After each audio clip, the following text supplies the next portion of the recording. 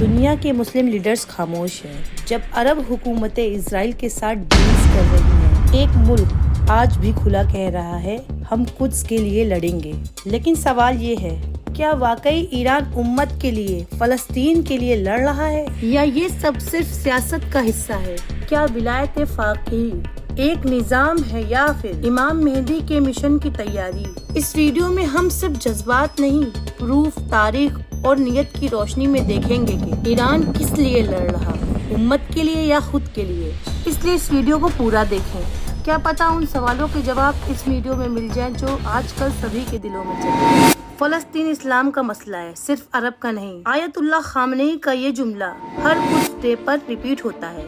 یوم قدس کا آغاز امام خمینی نے 1979 کے بعد ہر رمضان کے آخری جمعے کو یوم القدس قرار دیا۔ یہ دنیا کو یاد دلاتا ہے کہ القدس یروشلم ابھی آزاد نہیں۔ القدس فورس ڈائریکٹلی آرمز ٹریننگ کے لیے فنڈز کرتا ہے، حماس غزہ کے لیے اور اسلامک جہاد کے لیے۔ 2021 میں حماس کے ٹاپ کمانڈر نے کہا ایران کے بغیر ہم اتنا لمبا ٹک نہیں سکتے تھے۔ مگر ایران کے اپنے فائدے کی بات کرے تو ایران اسرائیل کے بارڈر سے دور ہے، لیکن حزب اللہ، حماس اور ملیٹس کے ذریعے اسرائیل کو گھیرتا ہے۔ یہ سیکیورٹی بفر ہے جس میں ایران اپنے پولیٹیکل انفلوئنس کو بارڈر تک لے جاتا ہے۔ امریکہ اور اسرائیل کے خلاف ایران کی دشمنی پرانی ہے۔ ایران نے کبھی اسرائیل کو تسلیم نہیں کیا، جبکہ سعودی عربیہ جیسے ملک ابراہم ایکارڈز کے ذریعے شانتی کے دکھاوے میں لگ گئے۔ ابراہم ایکارڈز وہ ڈیل ہے جس میں کچھ مسلم ملکوں نے اسرائیل سے دوستی کی اور فلسطین کے زخموں پر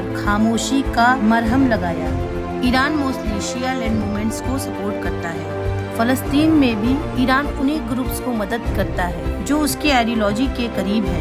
ولایت فقیہ کا مطلب جب امام مہدی علیہ السلام موجود نہیں تو ایک عادل اسلامک فقیہ یا مجتہد کو امت کی لیڈرشپ ملے۔